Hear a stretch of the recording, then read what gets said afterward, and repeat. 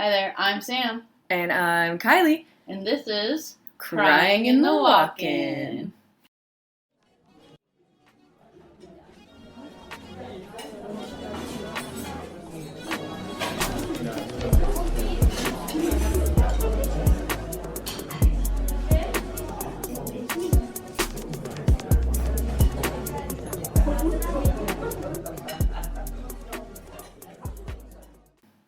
Alright, so today we're going to introduce ourselves.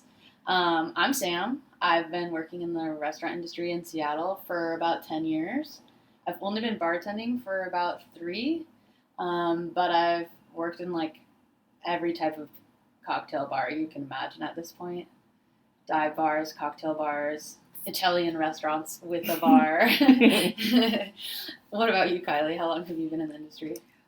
Let's see. I think I have also been in the restaurant industry in Seattle for 10 years-ish, but I've been bartending for 7 or 8. It's hard to know now because of pandemic time and how nothing... Yes. No, time doesn't exist anymore. Yeah, but also does it count? No. I mean, we were bartending at home. We were roommates during the pandemic, and we were bartending at home. So, and we were patrons of other bars, mostly. We were patrons of other bars. Yes, we did that too. But yeah, I also have worked in lots of different kinds of bars. Worked in the same Italian restaurant with a bar, dive bars, gross bars, new bars, cool bars. I don't know, all sorts of bars. Craft cocktails. Yeah. Yeah, and you've competed too. Yes, indeed. Speed Rack 2019. Yeah. So that's us. That's the experience that we have. But today we're going to talk about our experience as being female-bodied people in the service industry. Yes, indeed. For reference, I use they/them pronouns. And so do I. So we will be talking about it as being female-bodied, but we also identify as non-binary. Yeah. Yes, but a lot of the time that I was in the restaurant industry, I was identifying with she, her pronouns, and also as a very femme-presenting person. Yes. You know, everyone assumes a lot. Yeah. And so I feel like a lot of people will commiserate with the shit that Sam and I have both had to go through in this fucking industry. Yeah. Okay, so we thought it would be appropriate to start with a story that actually kind of led to the idea for the podcast in general. Kylie and I work at, or have been working at a restaurant together here in Fremont, and I had an experience with a male guest one time that just like turned a light on in me and was like, we need to start talking about this shit out loud. Well, because we love shit talking. We do love shit. So it's... But why not record it? Yeah. And put it out into the ether. So here we are. Why not complain louder than we already do? But yes. Oh, sorry, there's a siren in the background. Oh, that's all right. They're just saving people's lives. But anyway, so the story goes that I was minding my own business behind the bar. As we often do. Yes. When a 20 top walked in, no reservation. Cool. We work in a big bar, so we gave them a lounge space and said, enjoy yourselves over here, just come order at the bar. And then, sure enough, I get 20 of them at my bar top at one time, ready to order. And I'm a very focused and kind of serious dispositioned bartender. So I handled them one at a time, opened tabs for them, closed them out, got them their drinks in a timely manner. How dare you do your job exactly as you're supposed to be doing it. I know. And then at one point, this gentleman stands in front of my well after I give him my drink. Him and his friend are chatting in front of my well, and that's kind of a no-no because it's the only place people come to order, so I need them to move to the side a little bit. So I said, hey guys, like, you're welcome to order here, but if you don't mind just stepping 3 feet that way, it would be helpful because people have to order here, and my servers also pick up their drinks from this pass. And they seemed fine with it and moved. But at the very end of their experience, the guy had the audacity to walk up to me and ask me so do you just like coming to work to abuse guests? And I literally, I kid you not, I was so confused. I was like, what did I do? Like, how did I hurt you? But at the same time, I was like, the fuck? Like, I am just serving you drinks and taking your money. Like, that's the exchange here. What is going on? And when I gave him a throwaway excuse at first. I was like, oh, I'm a shy person. I'm a serious person. Like, I'm just not giggly. Also, the fact that you even felt like you had to give an excuse, garbage, Yeah. first of all. But, anyways. Yeah, no, and I was just like, I have a serious disposition and I'm shy. And then this man continues to press me and be like, no, seriously, like, what is your deal? And I took a deep breath and I said to him, I don't feel like I owe you this energy, and ended up having to explain to him that I was making drinks for the entire restaurant, not just his walk-in group of 20 without a reservation, and that, I'm team goal oriented. So as much as I wish I was more flamboyant with guests, my other goal is to make sure I'm being a good team member. And by the end of it, he was all like, oh my gosh, in your next job interview, you should say that you're this and that. Yeah, he threw my own words back at me he was. He said this isn't your real job. He get your actually, real job. He totally did. We had a couple moments of conversation about like, so what are you going to do after this? I want to hit my head with the mic right now, just like, yeah. And so that's like the end of that story. But I was also just like, what compelled this person, other than just man audacity, to like come up and put me in that position after I did my job and I did it well. I would honestly love to have an ounce of man audacity. Yeah. Sounds good, Yeah. Sounds pretty sick. Maybe I'll just take an ounce though. Yes, please. I don't need any more than that. I don't need to be a fucking douchebag. Yeah. And so that was kind of like the start of my thought process with this. Is I was like, all right, I did study psychology. I want to become a therapist one day. I want to like have healing relationships with people. Also, I don't know about you, but I've been getting more and more jaded in the industry. Yes, indeed. And I would like to not be jaded. Like, I want to like my job, and I want to like interacting with people again. Totally. It's hard to like love your job. Like, I love my job, and that's why I've done it for so long. And it's like a huge passion of mine has been bartending. I was a graphic designer for a long time, and then I decided that the new like different art I wanted to do was bartending. Yeah. And it's kind of been like that for me, and it's been really nice. But like also, God, the people sometimes just wear you the fuck down. Like, there's, especially like in this quote unquote post-pandemic world, I feel like everyone's gotten the man audacity word. Like, and I don't understand. Well, and I don't understand either. And I think like that is the motivation of just like, okay, I don't think they understand. Yeah. What we're doing and what our experience is, and I sure as fuck don't understand their audacity or like what their experience is or what they carry into our spaces. So that's what we're here to talk about. And today we want to just focus on being, or like our topic will be focusing on being female-bodied in the workplace. But so yeah, that's the opening story of just like the dude who decided to question me. Also, mind you, TMI, y'all, but we're here now. I was going through a breakup of a partner of 6 years, and my grandmother passed away 2 days before that incident happened. Yeah, it's like, I feel like people just don't realize that we're human beings too. Yeah. And we're not just like little drink delivery machines. Yeah. Like a little vending machine or something. And I feel like people just forget that we are, capable of emotion, and the way that they treat us doesn't, always land. Yeah, and also, so like a moment ago too, you said your new art was cocktailing, bartending, and it is like, that is something that I think gets taken for granted, is like that we do give a shit about the service we put out and the craft we put out, and when people walk in taking that for granted, we kind of throw it away too. And I want to like, ooh, yeah, I do. Totally. When somebody like treats me like, oh, this is just a. Yeah, it makes you kind of discount yourself too. Yeah, for sure. So yeah, so we're healing that right now. That's what we're doing. Yeah, through bitching. I love it. It's the best way to do it.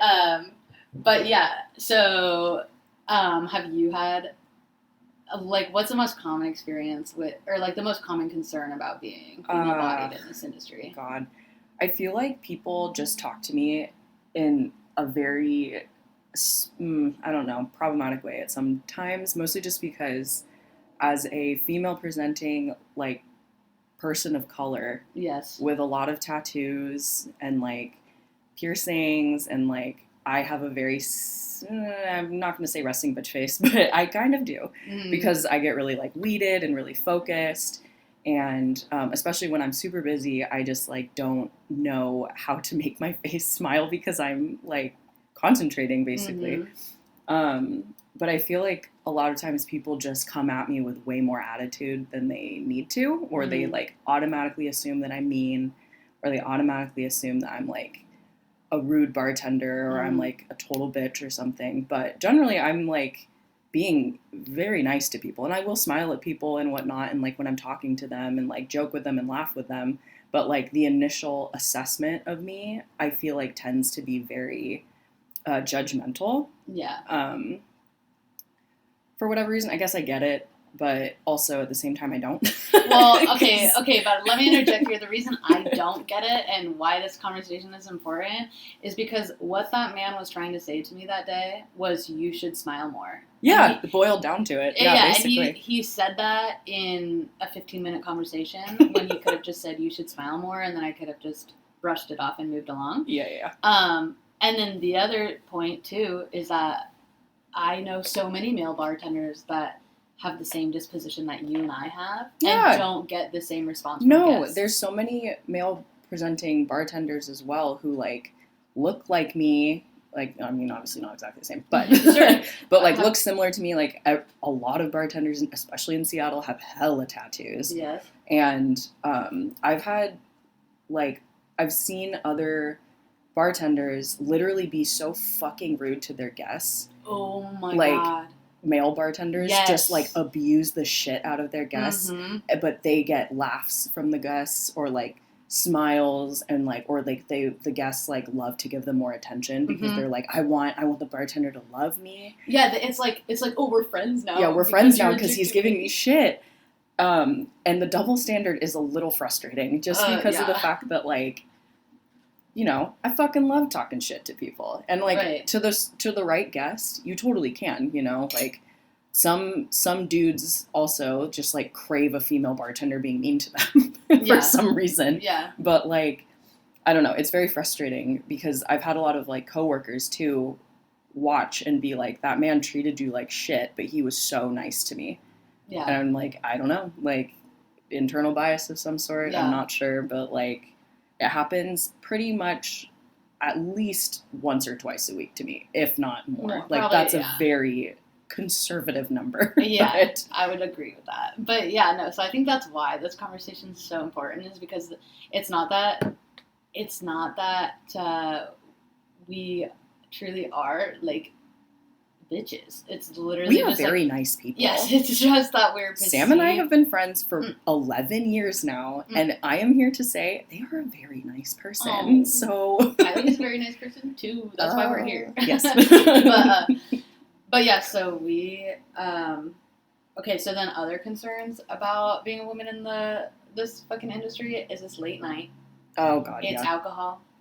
It's creeps at the fucking bar who, if you're not getting the whole, like, you should smile more, you're getting, like, the, hey, girl, what you doing? What's your number? Yeah. So what, do you think it is ever appropriate to leave your number or ask for a female bartender's number? Leaving your number. Or follow them home? No. Sure. Leaving your number is one thing. Like, sure, go ahead, whatever. I can ignore that at that point. But the second that you're asking for it, I'm like, please fucking, like, I don't come into your office, move your pens around, sit on your desk, ask you for your number. I don't know, maybe they'd want that. I don't know. But yeah, I don't know. I don't think it's super appropriate because, like, this is my job just as much as, like, a data analyst is doing their job as well, you know, like, or whoever the fuck else. But yeah, and also when you're at work, you have to be there. So just like they have to be at their office job, we have to be behind the bar from this time to this time, and we don't get a safe escape. Like their workspace is safe because they might even have security at the building, or there's a level of professionalism that has to be kept to even be there.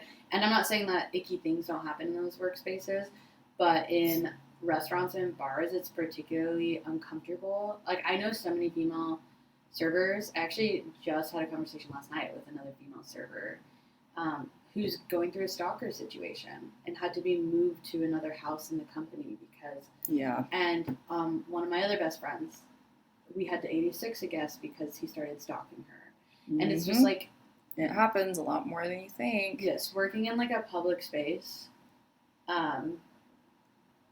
Wow, we should provide a trigger warning on this. Yeah, section. we really should. Trigger warning. Shit's fucking scary. But yeah, so just the safety concern alone could be like it's a whole nother topic. But yeah, there's point number 2, like smile more, but also like how do you even keep yourself safe in situations where people are just being predatory, which I think is less common than the other stuff. But it happens, and it happens too frequently. Well, yeah, unfortunately, you just kind of have to rely on your coworkers to try and, like, you know, be there for you, or, like, you know, you can go bitch to them in the server station and be like, this guy's making me feel really uncomfortable, like, let's keep an eye on him, which also, I guess happens a lot more than I think it does. But as much as I do want an all-female staff in one day in this world, I work in the downtown-ish area of Seattle right now, and I would never want to close that bar without a male bartender closing with me. Yeah, which is so backwards. And totally, yeah. I remember working, I guess I can say it now because it's closed, but when I worked at Dynasty Room in the International District, I would have shifts by myself. And even in the middle of the day, it was the sketchiest shit. Like, my partner worked there too, and he's like, you know, he's like a 6-foot, like, dude. And he's like, you know, a little more physically imposing than I am. But, and even he was like, yeah, this shit's fucking terrifying. Like, I don't want to be here by myself. And he would have to too. But, like, being like, I'm pretty short. Yeah, I was going to say you're like half his height.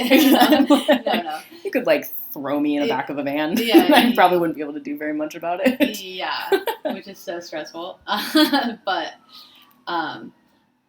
so yeah, I think that's just something too that even, like, innocent guys who, like, you know, think that it is, like, appropriate to hit on a bartender and they're not going to hurt you. Like, they have the best intentions.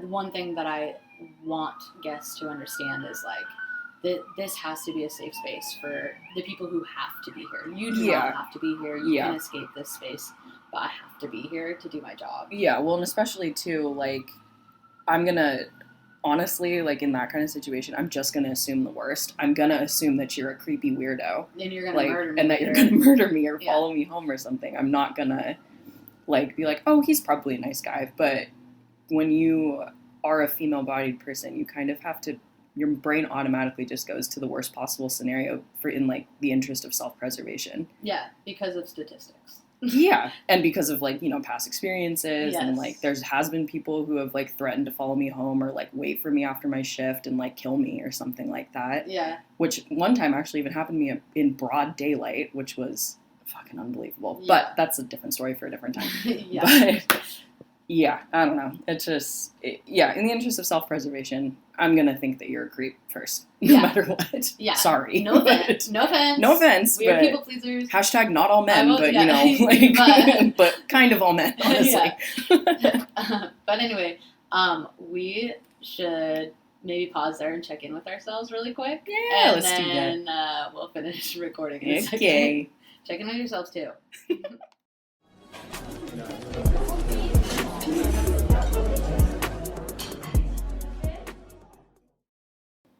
Hi, we're back. We're back. We did a self-check-in. We checked in. We're doing okay. But just to wrap up that section of commentary on just, like, feeling safe in the workplace.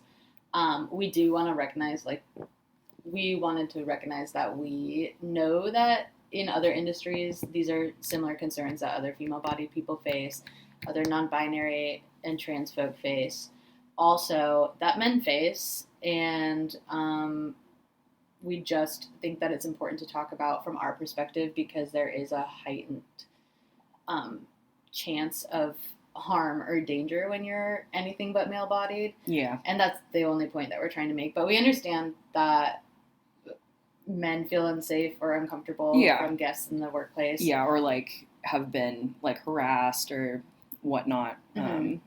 But that for female-bodied people, it's especially important to be a little more vigilant just because of the fact that statistics-wise, there's like a heightened probability of being hurt or like being followed home or, you know, getting threatened or something. So, but yeah, so hopefully that will change in the near future through dialogue and discussion and understanding and love. But other than that, we wanted to talk on one more topic about being female-bodied in the workplace. And that is the way we are taken less seriously than our male counterparts. than a lot of the men that we work with. Yes. My God, the stories that we could tell. Yeah. But we'll just tell a few. Yeah. We don't have time to tell all of them. Yeah, I mean, one at a time. But, so I had a short interaction this week recently that paints this picture pretty well. And basically, I work in a bar where most of the staff is men, and there are only 2 female-bodied people, and I'm the only queer person, and the only person of color right now. But that's lots of things. Yeah, but anyway, so in this space too, like I would say, like we actually have a fairly diverse crowd of guests who come in, but there are nights where it's a very like white male het space, and I can tell when people choose to not sit in front of my well because they'd rather sit in front of the dude's well. The real bartender. Yes. The actual bartender. Yes. And and or just have like direct experiences where they call you out, such as what happened last week. Joy. Let's hear it. I had 2 guys come in at the very end of our shift, and one of them was drunk. The other one was less drunk, or at least acting less problematic. And they walked in past last call, but we were kind enough to say, hey, we already did last call, but we'll do shots and beers for you because we're still like closing down. I gave them a moment to decide what they wanted, and then I asked them, hey, what can I get for you? And then the challenge began with the drunker guy asking me, so if you had Tim's job, let's say, that's not his real name, but if you had Tim's job, what cocktail would you make me to one-up him? This is what he made me the last time I was in. What would you make? And I was like, I was proud of myself because I did look at him and say, I do have Tim's job. We literally are trained the exact same. We have the same credentials. I have his job. I didn't say all that. I just said I have Tim's job. But I already told you we're not doing cocktails anymore because we're past last call, so I can get you a shot and a beer. Last call doesn't apply to him, though, Sam. Everyone knows. He knows Tim, so... He does. Kind of. Yeah. He thinks he knows Tim. Yes. Tim's his best friend. Mm-hmm. So basically, but then also on a side note, he was like, what, you won't make me a cocktail? And I was like, no, I literally said that when you walked in the door, that these are the expectations we are setting. These are the boundaries we are setting. My tins are clean, and I don't want to re-clean them. Exactly. And so the frustration was clearly there on my face, I think. So I just took a second. I said, why don't you take a second to decide what you want, and I'll get you what you need in a moment.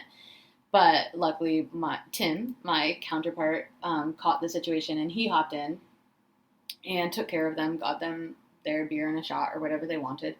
And then they're watching me close down my bar, and I'm pretty much just ignoring anything that's happening around me because I'm just closing so I can go home to go to bed. And I overhear the soberer one say, she is doing dishes, leave her alone, kind of thing. Like, the other one clearly wanted my attention for nothing. Like, service is over. I'm just closing down the bar. So I think he was offended by that, which, okay, yes. How dare you not dote on him? I know. It's My like catch-22. It's like, I do want to provide you with good service, but you also walked in challenging me. Yeah, you're being a dick. Weird way. So Of course I don't want to talk to you. Yeah. So anyway, I mean, even his friend was kind of trying to diffuse this guy. I do love when the friends do that. They're like, you're being an asshole. Please stop. I love that. And they do it be for a you. hero. Yeah. Be a hero today. Thank you, Morty. Yeah. Less drunk friend, I guess will be his name today. But then, okay, and then at the very end of the interaction, it gets worse because Tim was around trying to help close them out and get them out so we can be done for the day. And this guy decides to say to my coworker, hey, so your assistant over there, do you think that she'll ever open a bar before you will? Do you think that she's better than you? And I was overhearing this, but I literally was just like, all right, so clearly because I was closing my bar and not flirting with you, you're angry at me.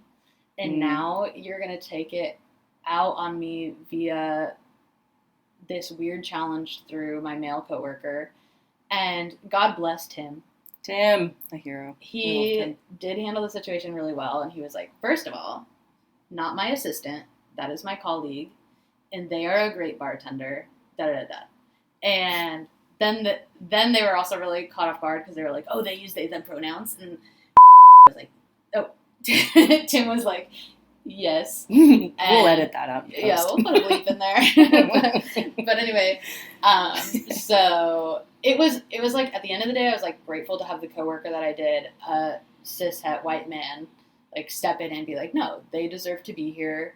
You can trust them with your drink order in the future when we're actually open. Now, good night. And so that was like a lovely interaction between me and my coworker.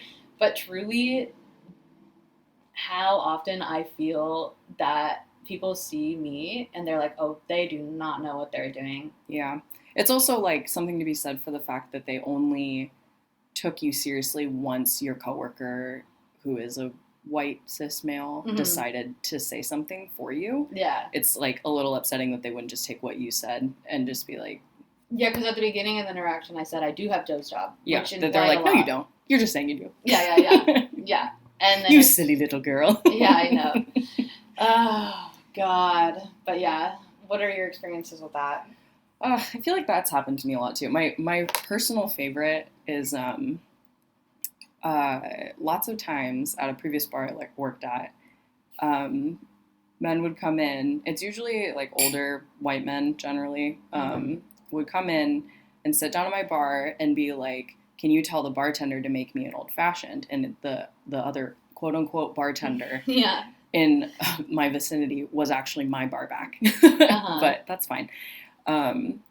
But I don't know what it is, but old men love to come in and ask me if I know what an old-fashioned is and how to make it. And I always say, yes, I, of course, do know how to make it. That is bartending 101. I am very good at it, actually. Yes, I've been doing it for 8 years. Lots of years, actually. But, and I like to think I have a pretty good old-fashioned, so I don't know. But generally... that happens a lot, or I'll be like, yeah, I actually do know how to make a really good old-fashioned. And they're like, are you sure? And they'd be like, well, you should have the bartender over there making it. Be like, he's my bar back.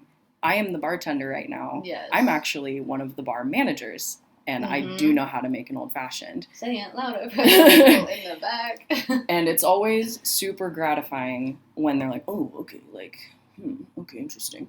And they're like, well, then make one for me. And then I do, and they're like... they'll never admit that it's good. And they never do. Every once in a while, sometimes, but generally they're just like... Yeah. But, they're like, oh, I'm a dick. Yeah, but that's happened to me the most, I think. But for this reason, my favorite cocktail to make is an old-fashioned, because I can make it better than any old white man who asks me.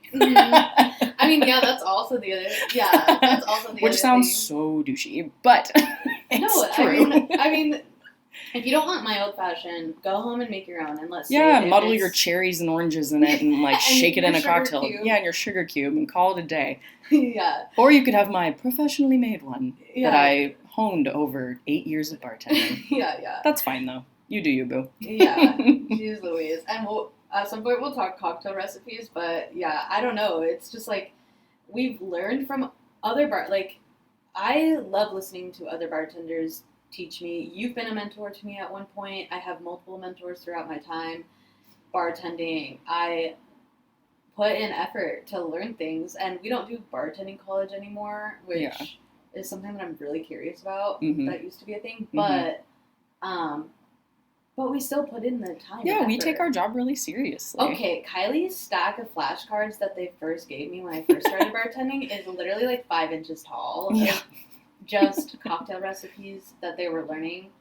And yeah, I don't know, you're a way more qualified bartender and have more experience than a ton of male Oh, bartenders. that's so sweet. I know that, like, mansplain things to me all the time. And I'm just like, They do love that. yeah. And we're Sometimes I just let them do it. yeah. That's okay. It makes them feel better. But, Yeah. but yeah, especially it's a little more insulting too because they never like for a lot of people that like challenge me at work, like guest wise, they don't realize that I have done this for a really long time, and B, I help manage the bar, and I've helped manage 3 bars now. So Yeah. like, it's very. For the record, I've never managed a bar, and I could never do it. Would never do it. But Kylie can. But yeah, I feel like generally people look at a female person, they're like, you could never make an old fashioned or run a bar or like. Know any answers to any of the questions. And of course, there are times that you ask for a really obscure cocktail, and of course, I'm going to Google it, figure out how to make everyone. it right. But so does every I've seen a lot of people do that, and so regardless of gender, we Yeah. all use the Google from time to time. I can't keep like 5 bazillion cocktails in my brain all the time. There's simply not enough room. I have too many Lady Gaga lyrics, or like because we. I'm just a girl in this world. That's not Lady Gaga. I know, but that's what popped into my head of just like, I'm not just a girl, but I do have other things going on. Like, yeah, goddamn, like the world. Also, we'll talk about this later, but the amount of liquor that there is now, like these older guests as well, and it's not just older guests, but those older guests who want the best old fashioned. The bourbons and the ryes and the different syrups or even like in any cocktail, like there were like 5 of them back in your day, and now we have to know about 5,000 different bourbons alone. Yeah, definitely. And what they're gonna taste like in an old fashioned. Yeah, and how to like adjust the ingredients for that specific spirit. Like that's a whole thing. You can't do the same spec for every single cocktail because if you have a different spirit, it'll affect the things differently. And now I'm going on a tangent. I know. This bourbon's sweeter than that bourbon. Yeah, so this one's more hot. So like, but yeah, we'll have a whole conversation about that later. But yeah, as far as being female-bodied, I don't get those direct confrontations that I had last week as often, but it is like really interesting to subtly see like people place themselves down in front of the male bartender or be like, can you have, like you said, have the bartender make it assuming that I'm not the bartender. Like it's more subtle than not usually, but it is mind boggling. I'm like, what makes you think I'm less capable? Yeah, it happens all the time. And I don't think that they always know that they're doing it. Yeah, I don't think so either. And it's not always malicious. Sometimes it is, but it's not always like maliciously intended. So I will give that caveat. Yeah. But sometimes it is. Yeah. And it doesn't feel super good. And we see it. We do. So give us a chance. Yeah. Give us a shot Yeah. to make you your favorite drink. Yeah. And we'll go from there. Totally. But yeah, I mean, it happens a lot. I feel like there's also been so many times that, I don't even know where I was going with that, but I'm just frustrated. Yeah.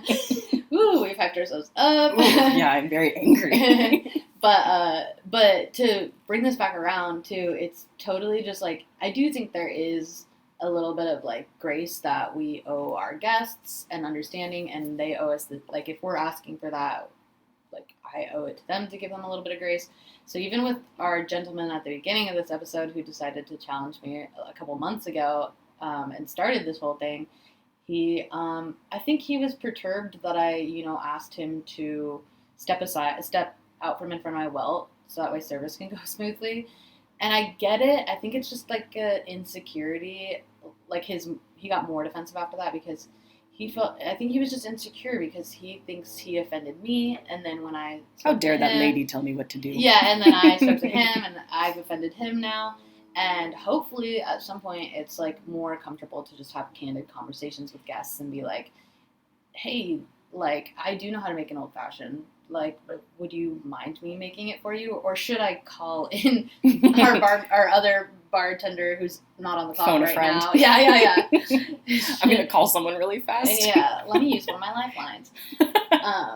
But yeah, so I feel like hopefully it becomes a more healing conversation. Right now it is very frustrating to be a female-bodied person in this industry for all of these reasons. But and others that we've forgotten to talk about. Oh, yeah, we'll get around to it. But at the end of the day, what we would like to say is that is just my face. It's just my face. It's just my face. It's just my face. I promise. We're nice. I do not bite. No. I would love to chat with you about chartreuse. Sure. And I would love to make you a good cocktail. And I would also like to pour you a shot and a beer, which is my favorite drink to make. Me too. And drink. Yeah. Ask any bartender. We don't really drink cocktails. We drink shots. Yeah, true. And then, we wanted to end today with a walk-in story. Oh, yes. So why are we called Crying in the Walk-in, Sam? Well, the inspiration comes from exactly that, where every person in this industry has had an experience in the walk-in. Yes, any number of kinds of experiences in the walk-in. And crying in the walk-in is just that inside joke, that place we've all been where we just either have to go in there to decompress, to scream, to take a shot, maybe make out with a coworker. Maybe. Who knows? But, so what have you done in a walk-in? What have I done in a walk-in? I have not gone crazy in walk-ins. I have cried. My crying story was really simple. It was just that I was at a new job and was learning a lot. And I hold myself to a really high standard. So I was giving myself a lot of pressure that day and was like, I'm not good enough. And was maybe tired. And so I think I just took a moment to like wipe them tears away. I've also one time brought an anxiety attack into work because I had to be to work. Of course, 10 minutes before I get there, I'm Can't like, call out. yeah, I'm in a full anxiety attack. Mental health problems are not real problems, Sam. Not in this industry. No. That's getting better, though. Yes. So, another conversation for a different time.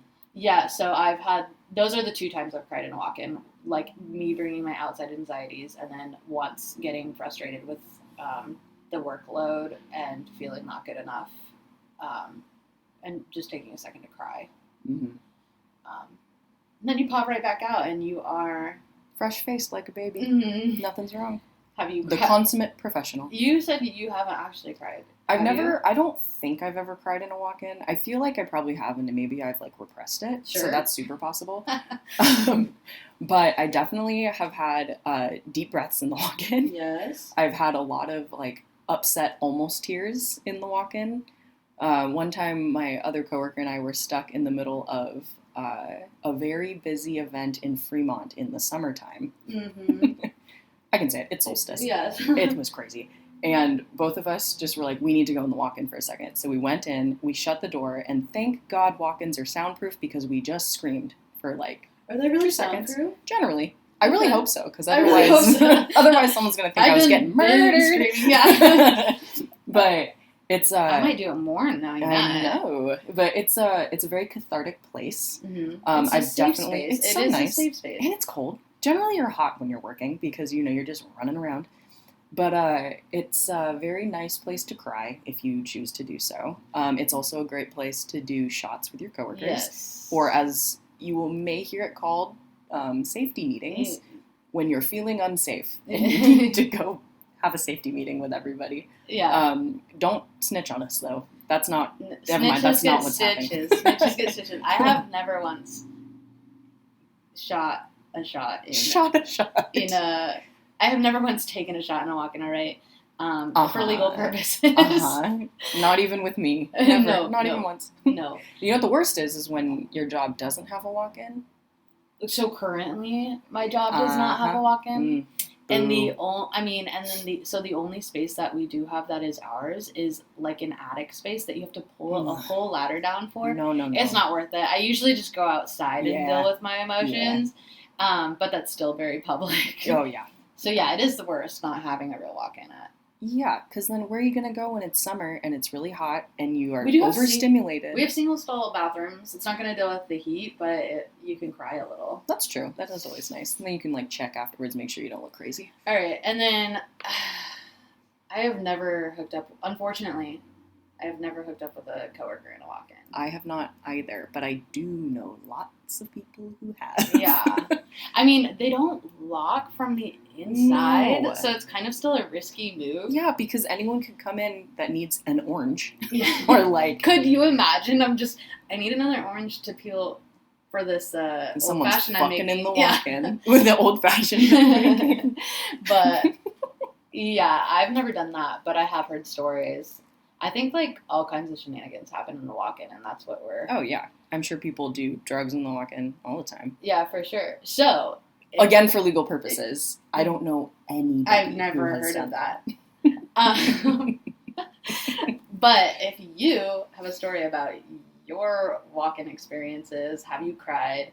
Have you done any of the things that we've talked about, or things that we've or a secret third option that we don't know about?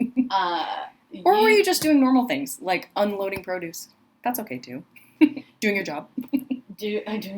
Grabbing juice. Oh my god, changing kegs in the walk-in is an experience, and yes. It's like a battle. I'm really sorry to tell you this. Kylie has technically been my boss, so I'm coming clean right now. I'm ready. Have left empty kegs in their place because I am too lazy to Tetris that empty keg out of its shelf. That's okay. Keg back There's our walk-in at our work it's not the biggest. No. And it's a little crammed. We have so many kegs, too, and they're heavy. Okay, but anyway. Yeah, anyways. That's my confessional for the day. Oh, my God. I have I feel pressured to do one. 2 occasions. Do! Left empty kegs in their place instead of taking them I'm going back. to email somebody. Strongly worded email.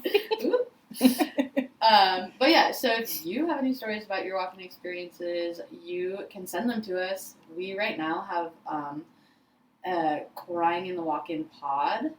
Crying in the Walk-in, no spaces, no caps, _pod on Instagram. You can DM us there, and we will post email details as well, so that way you can shoot us an email if you're old school.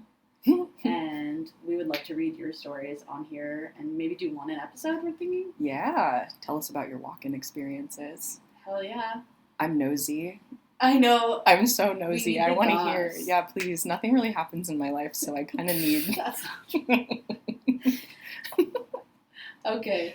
So this has been the first episode of Crying in the Walk-in. Hell yeah. Yes. And also, just in case you didn't remember, that's just my face. That is just... just my face. It's just my face. It's just my face. I can't do anything about it. Thanks for listening to Crying in the Walk-in with Sam and Kai. Find us on Instagram at cryinginthewalkin _pod and on Spotify at Crying in the Walk-in. You can find us in real life too, but only if you know us, you little freaks.